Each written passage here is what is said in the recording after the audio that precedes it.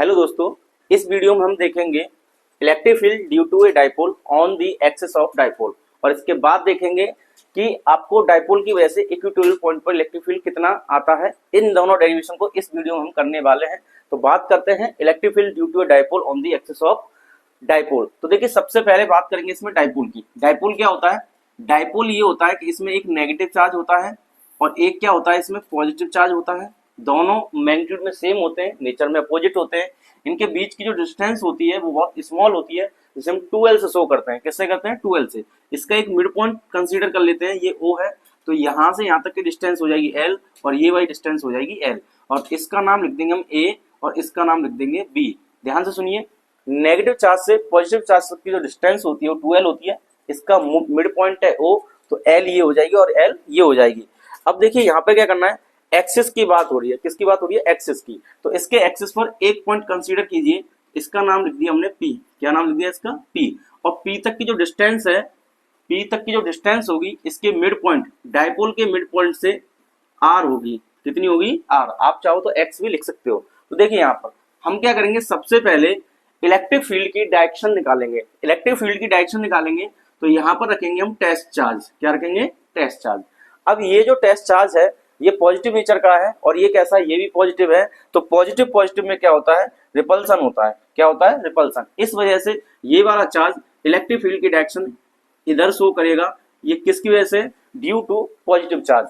तो electric field की जो डायरेक्शन आ गई, इसका नाम हमने E1 लिख दिया। ये किसकी वजह से? Due to positive charge. अब देखिए नेगेटिव चार्ज की वजह से देखेंगे तो ये नेगेटिव है और ये पॉजिटिव है, दोनों में क्या होगा? अट्रैक्शन होगा। तो ये जो है इस साइड इलेक्ट्रिक फील्ड की डायरेक्शन दिखाएगा और इसका नाम लिख देंगे हम E2। क्या लिख देंगे? E2। और हमें यहाँ पर पॉइंट P पर रिजल्टेंट इलेक्ट्रिक फील्ड चाहिए। क्या चाहिए? इन दोनों का रिजल्टेंट चाहिए। जो रिजल्टेंट आएगा उसी को हम कह सकते हैं कि एक्सिस ऑफ डाइपोल पर इलेक्ट्रिक फील्ड हो जाएगा। तो देखिए कैसे निकालेंगे। सबसे पहले बात कर लें इसमें कि A से B तक की डिस्टेंस क्या है? ये 2L है। और B से P तक की डिस्टेंस क्या है? तो यहाँ पे BP निकालते हैं। ध्यान से सुनिए कैसे निकालना है। तो B पॉइंट ये है, P पॉइंट ये है, ये टोटल डिस्टेंस है R और ये वाली कितनी है? L। ये वाली कितनी डिस्टेंस है? ये है आपकी L। तो ये R में से अगर L को माइनस कर देंगे, R में से क्या कर देंगे? L को माइनस कर देंगे तो ये कितना आ जाएगा? BP आ जाएगा। तो R माइनस L क्या हो जाएगा? R minus L। फिर से सुनिए, ये टोटल डिस्टेंस R, ये वाली L, तो इस पूरे में से इससे माइनस कर दीजिए, ये वाला निकल आएगा। दोबारा देखिए, अब देखिए AP की डिस्टेंस निकालेंगे तो AP क्या होता है? तो A ये है, P ये है। तो A से P तक की डिस्टेंस ये वाली देखिए R है और इससे एक्स्ट्रा कितना चलना है? L। अगर इधर से आएंगे तो O तक R मिलेगा और O से A तक पहुंचेंगे तो L भी मिलेगा। तो हम यहाँ लिख सकते हैं R प्लस L। क्या हो जाएगा? R plus L। तो दो डिस्टेंस हमने BP और AP को फाइंड कर लिया। अब क्या करते हैं, इलेक्ट्रिक फील्ड का मैग्नीट्यूड निकालते हैं E1 और E2 का। डायरेक्शन हमने यहाँ पे शो कर दी है, ये P से अवे फ्रॉम P है और एक क्या है? टूवर्ड्स दी B या A कह सकते हैं। तो नंबर फर्स्ट पे याद रखना है आपको, electric field due to positive charge. Electric field due to positive charge at point P, यानी पॉइंट P पर हमें इलेक्ट्रिक फील्ड निकालना है। किस वजह से? Due to positive charge. देखो पॉजिटिव चार्ज से कैसे निकालेंगे, तो इलेक्ट्रिक फील्ड का फॉर्मूला होता है E equal to K Q upon R square. ये फॉर्मूला होता है। अब इसमें क्या करेंगे, R स्क्वायर का मतलब होता है डिस्टेंस। अब ये डिस्टेंस कहां से कहां मेजर करना है आपको? पॉजिटिव चार्ज से इस P पॉइंट तक। तो यहां से यहां तक की डिस्टेंस क्या हो जाएगी? ये B है और ये क्या? P। तो हम लिखेंगे BP। क्या लिख देंगे यहाँ पर? तो ये हो जाएगा KQ अपॉन BP का स्क्वायर। KQ को एज लिख दीजिए। BP की जो वैल्यू है R माइनस L है, तो यहाँ पे क्या लिखेंगे आप? R माइनस L का होल स्क्वायर और ये हो जाएगा आपका E1। क्या हो जाएगा आपका? ये E1 हो जाएगा। किसकी वजह से? चार्ज, पॉजिटिव चार्ज की वजह से इलेक्ट्रिक फील्ड आएगा और इसकी डायरेक्शन क्या हो जाएगी? Away from P। नेक्स्ट बात करते हैं पॉइंट नंबर 2। पॉइंट नंबर 2 का मीनिंग यहाँ पे है कि नेगेटिव चार्ज की वजह से पॉइंट P पर इलेक्ट्रिक फील्ड कितना आएगा? तो यहाँ पे लिख देंगे electric field due to negative charge. तो मैं यहाँ पे लिखता हूँ E2। E2 इक्वल टू क्या आ जाएगा? KQ, इसमें था BP स्क्वायर क्योंकि पॉजिटिव चार्ज रखा था B पर और यहाँ पर नेगेटिव चार्ज की बात हो रही है। तो नेगेटिव चार्ज आ रहा है A पर, तो A से P तक की डिस्टेंस क्या हो जाएगी? AP। तो यहाँ लिख देंगे AP का स्क्वायर। अब ये KQ एज रहेगा। AP का मीनिंग क्या है? R plus L। क्या है? R plus L। तो यहाँ आप लिख देंगे R प्लस L का होल स्क्वायर, और ये हो जाएगा E2। क्या हो जाएगा? E2। और इसकी जो डायरेक्शन होगी टूवर्ड्स दी ए, क्या लिख देंगे? Towards a. और इसकी जो डायरेक्शन होगी पहले E1 की, वो क्या होगी? Away from P। और इसकी जो डायरेक्शन होगी नेगेटिव के लिए, तो टूवर्ड्स ए। अब देखिए इसमें हमें पता लगाना है कि E1 ज्यादा है या E2 ज्यादा है। आप ऐसे कह सकते हैं कि ये वाला चार्ज जो है ये P पॉइंट के पास में है। कैसा है? पास में। तो इलेक्ट्रिक फील्ड ज्यादा जनरेट करेगा, और ज्यादा जनरेट करेगा तो E1 की वैल्यू ज्यादा हो जाएगी E2 से। दूसरी बात, ये डिस्टेंस ज्यादा है माइनस क्यू की, कहां से? P पॉइंट से। P पॉइंट से इस चार्ज की डिस्टेंस ज्यादा है, तो जो ज्यादा है तो इसका इलेक्ट्रिक फील्ड वहां पर कैसा होगा? कम होगा। यहाँ आप ऐसे भी देख सकते हैं कि E1 E2 को कैसे कंपेयर करें। तो E1 E2 को कंपेयर करेंगे तो आप देख सकते हैं यहाँ पे KQ सेम है, न्यूमरेटर सेम है, डोमिनेटर में यहाँ पे देखिए R माइनस एल, यानी ये न्यूमरेटर थोड़ा कम है, और यहाँ R प्लस एल, इसमें कुछ ऐड हो रहा है तो ये न्यूमरेटर हो गया ज्यादा।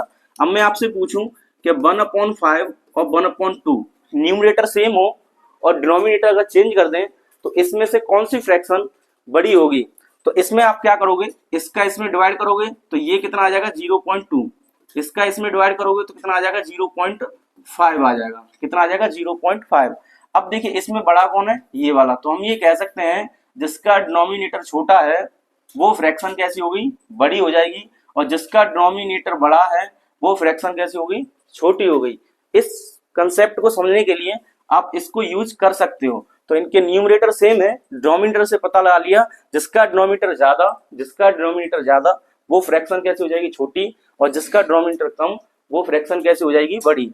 तो यहाँ पे देखिए ये R प्लस एल है, तो R प्लस एल का मतलब हुआ कि ये ऐड हो रहा है इसमें, इसलिए इसका डिनोमिनेटर ज्यादा हो जाएगा, तो ये फ्रैक्शन कैसी हो जाएगी? छोटी। तो E2 की वैल्यू हो जाएगी कम। अब यहाँ पे देखिए ये R माइनस एल ये कम होगा, तो कम का मतलब हम ये कह सकते हैं इसका डिनोमिनेटर कम है, तो E1 कैसा हो जाएगा? ज्यादा हो जाएगा। तो आप क्या करेंगे? इस पॉइंट पर जो रिजल्टेंट इलेक्ट्रिक फील्ड आएगा वो E1 में से E2 को माइनस करके निकालेंगे। कैसे निकालेंगे? E1 में से E2 को माइनस कर देंगे। तो देखिए यहाँ पे फिर से आपको आगे क्या करना है। तो एट P, या किसकी बात हो रही है? एक्सिस पॉइंट की हो रही है, तो E एक्सिस भी लिख सकते हैं। कैसे आएगा ये? E1 माइनस E2, यानी E1 में से E2 को आपको क्या करना है? माइनस करना है। तो E1 की वैल्यू क्या है? E1 की है KQ, तो यहां लिख देंगे आप KQ, और ये आ जाएगा R माइनस एल का होल स्क्वायर। क्या आ जाएगा? R माइनस एल का होल स्क्वायर। फिर माइनस लगाएंगे, और E2 की वैल्यू क्या है? KQ, तो यहां आप लिखिए KQ R प्लस एल का होल स्क्वायर, तो ये आ जाएगा R प्लस एल का होल स्क्वायर। ठीक है, अब इसको सॉल्व करते हैं। तो सॉल्व करने के लिए क्या करना है? इसमें से KQ को कॉमन ले लीजिए, तो ये आ जाएगा KQ हो जाएगा कॉमन। अब आपके पास हो जाए 1 अपॉन R माइनस एल का होल स्क्वायर, फिर आप यहाँ माइनस लाएंगे और ये आ जाएगा 1 अपॉन R प्लस एल का होल स्क्वायर। इसमें से क्या करना है? आपको एलसीएम ले लेना है, तो यहाँ पे आ जाएगा KQ, एलसीएम ले लीजिए, तो ये आ जाएगा R माइनस एल और R प्लस एल, तो मैं यहाँ लिखता हूँ R माइनस एल और ये आ जाएगा R प्लस एल। ठीक है, इसका स्क्वायर और इसका भी स्क्वायर, क्योंकि दोनों के पास क्या है? स्क्वायर है। अब जब इसे सॉल्व करेंगे तो ये वाला टर्म इधर आ जाएगा, तो आप लिख देंगे R प्लस एल का होल स्क्वायर, फिर माइनस लगाएंगे और ये वाला टर्म इधर आ जाएगा, तो यहाँ आ जाएगा R माइनस एल का होल स्क्वायर। ठीक है, अब इसको हम सॉल्व करते हैं। अब सॉल्व कैसे करेंगे? तो ये देखिए a प्लस बी का होल स्क्वायर हो जाएगा और ये क्या हो जाएगा? a माइनस बी का होल स्क्वायर। तो इसे हम सॉल्व करेंगे। ये किसकी बात चल रही है? EP की। तो EP का मतलब पॉइंट P पे इलेक्ट्रिक फील्ड है ये। तो हम इसे नेक्स्ट सॉल्व करते हैं। तो EP इक्वल टू क्या आ जाएगा? हमने नोट कर लिया है, यहां तक आप कर चुके थे अब तक। ठीक है, इसे आप नोट कर लीजिए। इसके बाद कैसे सॉल्व करते हैं? तो इसके बाद सॉल्व करेंगे, आप इसे ओपन करोगे, तो जैसे ही आप इसे ओपन करोगे a प्लस बी के होल स्क्वायर से, तो क्या आने वाला है? a प्लस बी का होल स्क्वायर क्या हो जाएगा? a स्क्वायर का मतलब यहाँ पर r square plus B square plus यहाँ पर हो जाएगा 2rl, फिर माइनस लगाएंगे, फिर इसको सॉल्व करेंगे, और जैसे ही इसको सॉल्व करेंगे तो ब्रैकेट में करना, क्योंकि बाहर क्या है? माइनस है। तो ये आ जाएगा आपका a square plus B square minus के 2rl, और ब्रैकेट कर दीजिए बंद। ठीक है, अब देखिए यहाँ पे r माइनस एल और ये r प्लस एल, इसको मैं ऐसे लिख सकता हूँ कि दोनों के पास स्क्वायर है, तो होल स्क्वायर बना दीजिए एक ब्रैकेट लगाकर, तो r माइनस एल और r प्लस एल का होल स्क्वायर हो जाएगा। क्योंकि एक फॉर्मूला होता है a प्लस बी और a माइनस बी, यानी एक बार ये दोनों टर्म ऐड हो रहे हो और एक बार सब्ट्रैक्ट हो रहे हो, तो हम इसे लिखते हैं ए स्क्वायर माइनस बी स्क्वायर। क्या लिखते हैं? ए स्क्वायर माइनस के बी स्क्वायर। तो इसे हम आगे सोल्व करेंगे तो ये आ गया आपका के क्यू, और यहां पर क्या करोगे आप, R square plus L square plus 2RL, इस माइनस का अंदर मल्टीप्लाई कीजिए, साइन चेंज हो जाएंगे, जो पॉजिटिव है वो नेगेटिव, जो नेगेटिव है वो पॉजिटिव हो जाएगा। तो ये आ जाएगा आर स्क्वायर, ये प्लस वाला क्या हो जाएगा माइनस, तो ये आ गया आपका एल स्क्वायर, ये माइनस वाला हो जाएगा प्लस, तो ये आ जाएगा 2RL। अब ध्यान से देखिए यहाँ पर आर प्लस एल और आर माइनस एल, यानी ए प्लस बी, ए की जगह क्या लिख देंगे हम, आर लिख देंगे, तो आर प्लस एल हो जाएगा, बी की जगह एल लिख दीजिए, ए की जगह आर लिख दीजिए, तो आर प्लस एल और आर माइनस एल। तो ये हो गया आर प्लस एल और आर माइनस एल, ये क्या हो जाएगा ए स्क्वायर माइनस बी स्क्वायर। तो इसे हम लिख सकते हैं आर स्क्वायर माइनस के एल स्क्वायर का होल स्क्वायर, ये वाला, ये जो 2 है इसको हमने स्क्वायर में लिख दिया। अब ध्यान से देखिए यहाँ पे क्या है, कट जाएंगे, क्या होगा, कट जाएंगे, ये आर स्क्वायर इससे कैंसिल हो जाएगा, ये एल स्क्वायर इससे कैंसिल हो जाएगा। अब आगे सॉल्व करें तो के क्यू एच टी रहेगा। अब यहाँ पे देखिए 2RL और 2RL मिलके हो गए 4RL, अपॉन में आ जाएगा आपका R square minus L square का होल स्क्वायर। इस तरीके से आप यहाँ तक नोट कर लेंगे, ठीक है, आप इसे नोट कर लीजिए। इसके बाद देखिए क्या करना है, इसके बाद आपको करना है कि के मल्टीप्लाई विद क्यू, ये के क्यू एच टी रहेगा। 4 को मैं ऐसे लिख सकता हूँ, 4 को कैसे लिख सकते हैं, 2 इंटू 2 लिख सकते हैं, तो यहाँ पर लिख देंगे हम 2 इंटू 2, तो यहाँ पर लिखेंगे 2 इंटू 2। अब ये आर है तो मल्टीप्लाई कर दीजिए आर से और मल्टीप्लाई कर दीजिए एल से, ये सबको हमने मल्टीप्लाई कर दिया, K Q 2 into 2 R into L, और ये R square minus L square को आप एज इट इज लिख दीजिए, ठीक है, और इसका हो जाएगा होल स्क्वायर। अब हम जानते हैं कि इलेक्ट्रिक डाइपोल मूवमेंट, इसे P से डिनोट करते हैं, और ये होता है Q इंटू 2L। क्या होता है ये, Q इंटू 2L। तो यहाँ पर देखिए ये Q इंटू 2 और ये L, ये Q इंटू 2L मिलकर क्या बन जाएगा, P बन जाएगा। तो हम यहाँ पर लिख सकते हैं K आ गया। अब बचा ये 2, तो मैंने यहाँ पर लिख दिया 2, और ये तीनों मिलके क्या बना देंगे, P बन जाएगा, तो यहाँ पर लिख दिया P। अब देखिए क्या बचा, B बचा R, तो यहाँ पर लिख देंगे R, और अपॉन में आ जाएगा ये R square minus L square का होल स्क्वायर, तो आप लिखेंगे R square minus L square का होल स्क्वायर। ये बात आपको समझ में आ गई, ठीक है, तो आप इसे नोट कर लीजिए। अब देखिए क्या करना है, यहाँ पर आप जानते हैं कि डाइपोल जो होता है, नेगेटिव चार्ज पॉजिटिव चार्ज के बीच की जो डिस्टेंस होती है उसे 12 से शो करते हैं, और वो बहुत ज्यादा स्मॉल होती है। अब वो बहुत ज्यादा स्मॉल होती है, यानी 2L क्या है, वेरी स्मॉल, 2L क्या है, वेरी स्मॉल, और इसका हाफ कर दें L, तो ये और ज्यादा स्मॉल हो जाएगा। तो हम ये कह सकते हैं कि R के कंपेयर में L जो है बहुत ज्यादा स्मॉल है, इसलिए हम L को क्या करेंगे, नेग्लेक्ट कर देंगे। क्या कर देंगे, L को नेग्लेक्ट कर देंगे। तो आप यहाँ पे लिख दोगे if R square is much greater than to L square, यहाँ आप लिख सकते हो R much greater than to L, तो L स्क्वायर को क्या कर देंगे हम, टर्म को छोड़ देंगे, यानी इसे नेग्लेक्ट कर देंगे। तो यहां से L स्क्वायर को आप हटा दीजिए, तो बचेगा आपका आर स्क्वायर, और ये हट जाएगा तो बचेगा स्क्वायर इसका। तो इसे आगे सोल्व करते हैं, ये किसके इक्वल चल रहा है, EP के, यानी पॉइंट P पर यहाँ एक्सियल पॉइंट की बात चल रही है, तो ये आ जाएगा K ब्रैकेट में 2P मल्टीप्लाई विद R, और यहाँ पे आप देख सकते हैं L को हटा दिया जाएगा तो ये बचेगा आर स्क्वायर का होल स्क्वायर, और इसे आगे सोल्व करें तो K 2P multiply with R, और ये R के स्क्वायर का स्क्वायर है, तो यानी पावर का पावर के साथ क्या हो जाता है, मल्टीप्लाई हो जाएगा। तो यहाँ पे पावर कितनी आ जाएगी, 4 आ जाएगी, 2 का 2 में करेंगे 4, और मैं 4 को ऐसे लिखता हूँ पावर 3 मल्टीप्लाई विद पावर 1, यानी ये क्या है, ऐड हो जाती है तो 4 हो जाएगा। इस R से ये वाला R जो है कैंसिल हो जाएगा, क्या हो जाएगा, ये R कैंसिल हो जाएगा, ठीक है। अब इसे आगे देखिए कैसे लिखेंगे, तो K एच डी रहेगा, 2P एच डी रहेगा, और बचा आपके पास R की पावर 3, क्या आ जाएगा, R की पावर 3। तो यही जो है इसका आंसर हो जाएगा, क्या हो जाएगा, K 2P अपॉन R की पावर 3। बात समझ में आ गई, तो इसे आप अच्छे से नोट कर लीजिए, ये इसका आंसर होने वाला है। तो देखिए यहाँ पर electric field due to a dipole on the axis of dipole, तो इसका फॉर्मूला क्या रखना है आपको, K 2P अपॉन R की पावर 3। तो इस फॉर्मूले को आप बड़े अच्छे से याद कर लीजिए। तो मैं यहाँ पे लिख देता हूँ, E जो है एट एक्सिस ऑफ डाइपोल, ये क्या आ जाएगा, K 2P अपॉन R की पावर 3, और K का मीनिंग क्या है यहाँ पर, के का मीनिंग आपको पता है, के इक्वल टू होता है 1/4 पाई एप्सिलॉन नॉट। और ये किसके लिए है, ये एयर और वैक्यूम के लिए है। तो आप इसे ऐसे भी लिख सकते हो कि E axis is equal to K की जगह लिख देंगे 1/4 पाई एप्सिलॉन, और ये आ जाएगा 2p/r³ और यूनिट क्या होती है इसकी, न्यूटन पर कूलम। इस तरीके से आप इसे नोट कर सकते हो। अगर बात कर लें कि इसकी डायरेक्शन क्या होगी, तो इस फिगर में देखिए क्या ज्यादा था इसमें, E1 ग्रेटर था, E1 is greater than to E2। ये हमने पता लगाया था यहाँ पर कि E1 ज्यादा था E2 से, E1 ज्यादा था E2 से। तो देखिए मैं आपसे ये कहूं कि ये एक बॉडी है, इस पर 10 न्यूटन का फोर्स लगा है राइट साइड और 2 न्यूटन का फोर्स लगा है लेफ्ट साइड। तो आप बताइए बॉडी किधर मूव करेगी, ऑब्वियसली ये 10 की तरफ जाएगी।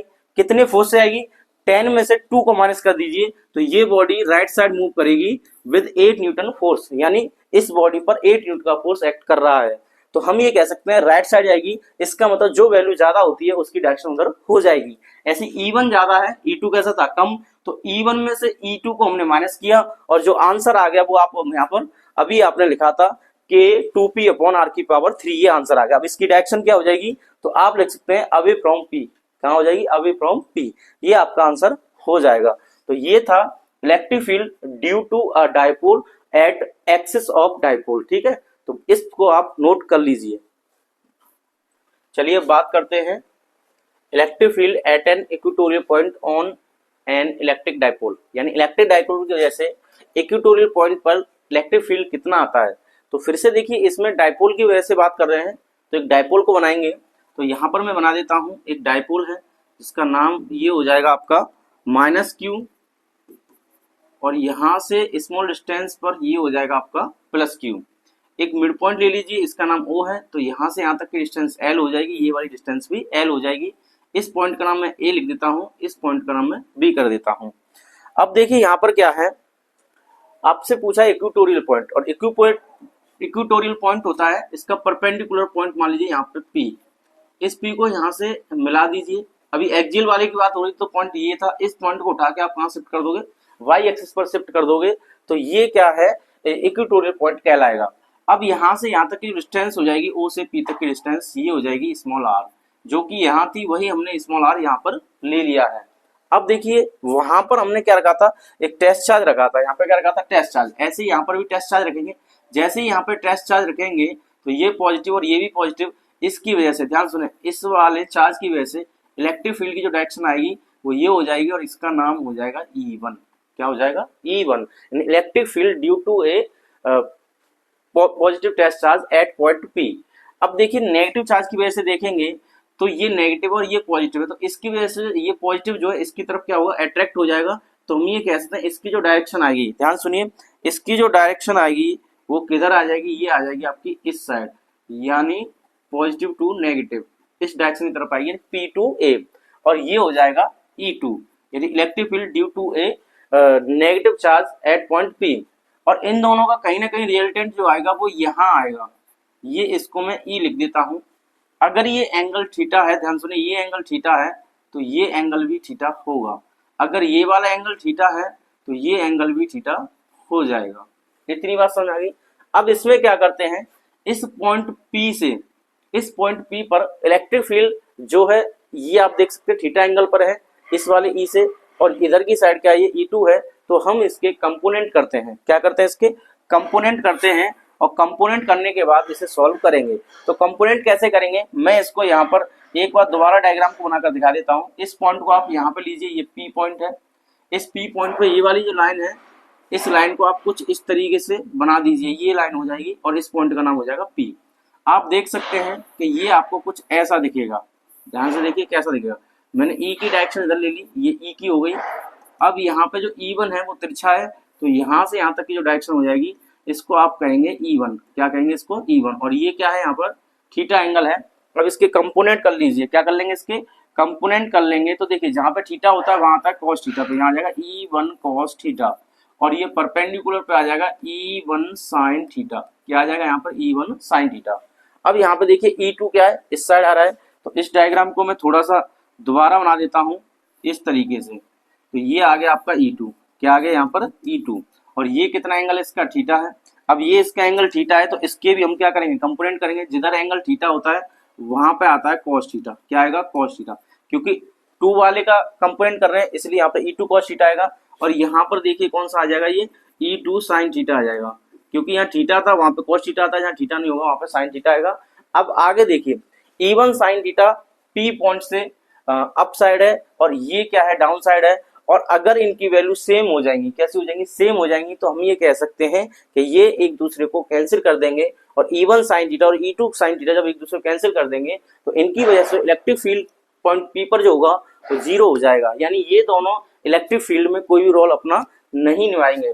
अब बचा E1 cos थीटा और E2 cos थीटा, क्योंकि ये एक ही डायरेक्शन में है इनके कंपोनेंट, और दोनों जब एक ही डायरेक्शन में, तो ये क्या हो जाएंगे? ऐड हो जाएंगे। और इन्हें ऐड करने से हमारा जो आंसर आएगा वही इलेक्ट्रिक फील्ड हो जाएगा एन इक्वेटोरियल पॉइंट, यानी एक इक्वेटोरियल पॉइंट पर। तो कैसे करेंगे इसे? सबसे पहले हम E1 और E2 निकालेंगे। E1 निकालेंगे तो मैं यहाँ पे दिखाता हूँ E1। E1 का मतलब है इलेक्ट्रिक फील्ड, मैंने जो अभी एक्सियल वाले में किया था वैसे आपको लिखना है, electric field due to a plus charge at point P।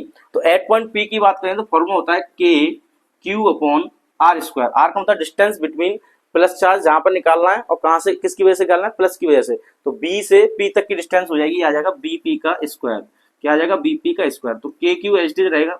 B से P तक की डिस्टेंस को यहाँ पे सॉल्व कर लेते हैं। तो देखिए B से P तक की जो डिस्टेंस कैसे निकालेंगे, तो यहाँ पर मैं निकाल देता हूँ B से P तक की। ये 90 का एंगल हो जाएगा। इस O पॉइंट से B पॉइंट तक की जो डिस्टेंस है ये कितनी है? स्मॉल एल है। और ये वाली कितनी डिस्टेंस है? ये वाली कितनी है? R। तो आप देखें राइट एंगल ट्रायंगल हो गया, ये R हो गया, ये L हो गया, तो ये हो गया हाइपोटेनियस। क्या हो गया? हाइपोटेनियस। और इसे कैसे निकालते हैं? रूट में इसका स्क्वायर प्लस इसका स्क्वायर, तो ये आ जाएगा R square plus L square. ठीक है, R square plus L square. आप सिमिलरली ऐसे ही कर सकते हो, ये वाली R है और ये वाली L है, इससे निकालोगे तो ये भी क्या आ जाएगा? रूट में R square plus L square. तो B से P तक की डिस्टेंस ये और A से P तक की डिस्टेंस यही हो जाएगी। तो यहाँ पर लिख देंगे BP का स्क्वायर, यानी B से P तक की डिस्टेंस ये और इसका स्क्वायर करेंगे तो रूट हट जाएगा, और रूट हट जाएगा तो आप लिखेंगे R square plus L square, ये आ जाएगा। अब देखिए E2 की बात कर लें। E2 क्या है? Electric field due to negative charge at point P।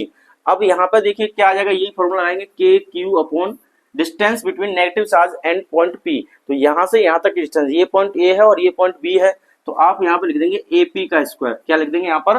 AP का स्क्वायर। अब देखिए KQ एच डी रहेगा, A से P तक की डिस्टेंस क्या? रूट में A स्क्वायर, वो R square plus L square, root हट जाएगा तो ये आ जाएगा आपका R square plus L square. यानी हम ये कह सकते हैं कि E1 और E2 इसमें सेम है। कैसे है? इनका मैग्नीट्यूड सेम है।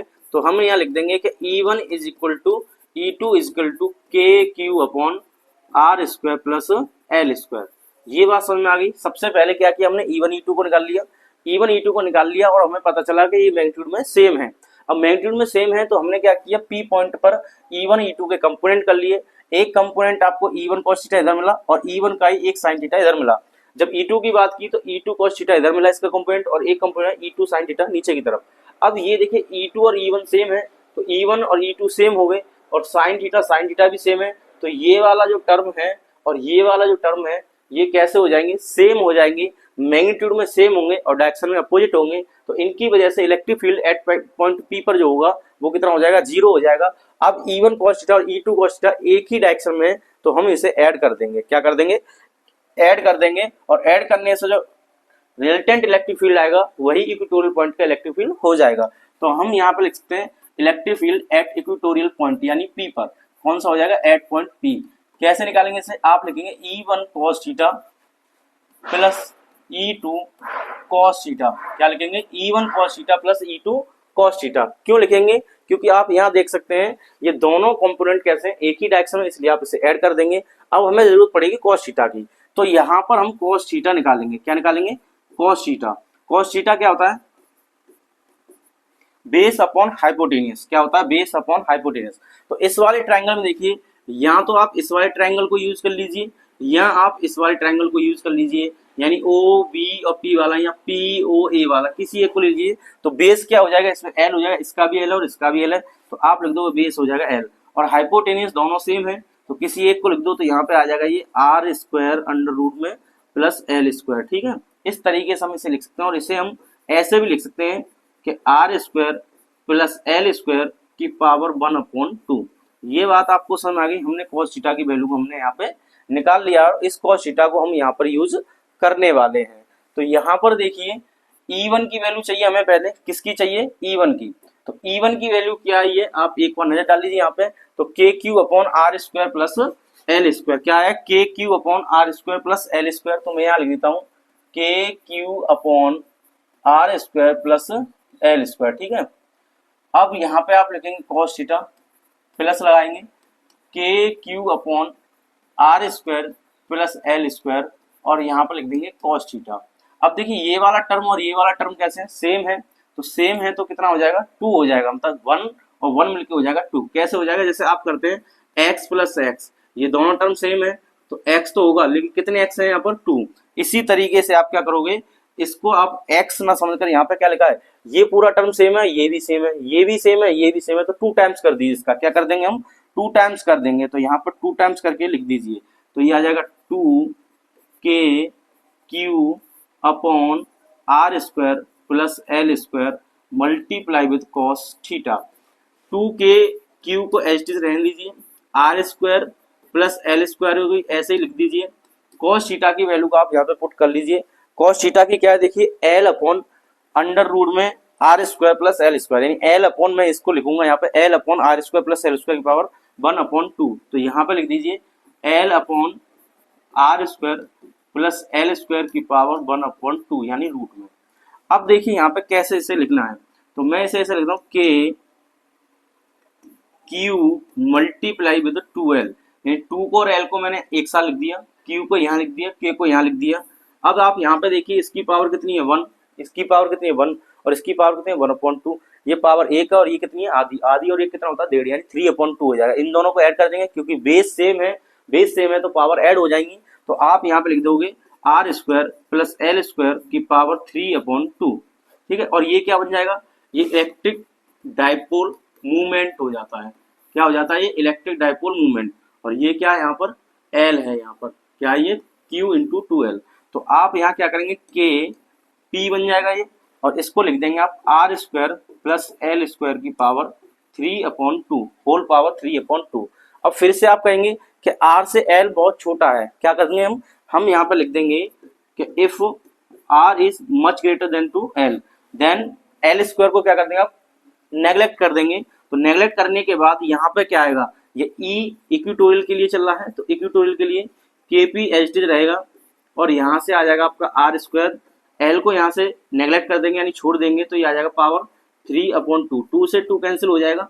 तो यहाँ पर बचा के पी अपॉन आर की पावर 3, देखिए पावर 3 बची, ये 2 से 2 कैंसिल हो गया तो आर की पावर आ जाएगा 3। तो इक्विटोरियल लाइन पे क्या हो गया आंसर, इक्विटोरियल लाइन पे जब भी आपको इलेक्ट्रिक फील्ड निकालना है तो ये आ जाएगा आपका के पी अपॉन आर की पावर 3 और इसकी के की वैल्यू होती है 1/4 पाई एप्सिलॉन और यह पी अपॉन आर की पावर 3। इस तरीके से आप इसे सॉल्व कर सकते हो और ये इसका फॉर्मूला हो जाएगा। ये बात आपको समझ में आ गई होगी, ये उम्मीद करता हूँ। अब देखिए बात कर लें इसके डायरेक्शन की, तो डायरेक्शन कहाँ आएगी, तो डायरेक्शन की बात कर लें, ध्यान सुनिए। इसकी जो डायरेक्शन होती है डायपोल की, ये नेगेटिव टू पॉजिटिव होती है। तो हम ये कह सकते हैं डायपोल की डायरेक्शन हो जाएगी ए टू बी, यानी नेगेटिव टू पॉजिटिव इस डायरेक्शन में, और ई जा रहा है यहाँ पर। तो ई इक्विटोरियल लाइन पर भी जो भी फॉर्मूला है इसकी डायरेक्शन क्या होती है, opposite to the electric dipole movement. यानी इलेक्ट्रिक डायपोल मूवमेंट की फिर से देखिए ये नेगेटिव और ये पॉजिटिव, तो डायरेक्शन इधर आ जाएगी नेगेटिव टू पॉजिटिव, और ई जा रहा है आपका इधर, तो एक दूसरे से कैसे हो जाएंगे, अपोजिट हो जाएंगे। यानी इलेक्ट्रिक डायपोल मूवमेंट के अपोजिट हो जाएगी, क्या अपोजिट हो जाएगी, ये इलेक्ट्रिक फील्ड जो आया है, इलेक्ट्रिक फील्ड इंटेंसिटी बोल सकते हैं, ये पी के अपोजिट हो जाएगी। इस तरीके से आप इसकी डायरेक्शन को मेंशन कर सकते हैं, ठीक है। तो ये था इक्विटोरियल पॉइंट पर इलेक्ट्रिक फील्ड कितना आता है, किस तरीके से निकालते हैं, और हमने देखा एक्सिस पर कितना इलेक्ट्रिक फील्ड आता है। अब बात कर लें कि इन दोनों में क्या रिलेशन बनेगा।